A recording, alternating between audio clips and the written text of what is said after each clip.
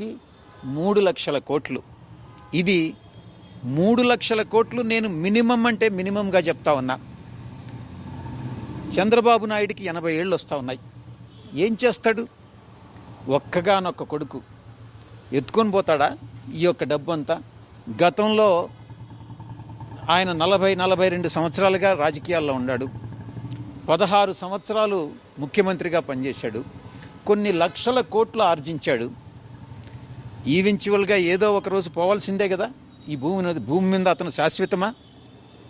అందుకే నేను ఒక్కటే చెప్తా ఉన్నా, అట్లీస్ట్ చనిపోయేటప్పుడైనా పుణ్యం చేసి చచ్చిపో చంద్రబాబు నాయుడు గారు అని నేను చెప్తా ఉన్నా. మంచి కార్యం చేయండి, ప్రజలకు ఉపయోగపడే కార్యక్రమం చేయండి. అంతేగాని ప్రజలను రాజకీయ ప్రత్యర్థులను ఎప్పుడు నువ్వు శత్రువులుగా చూడొద్దు.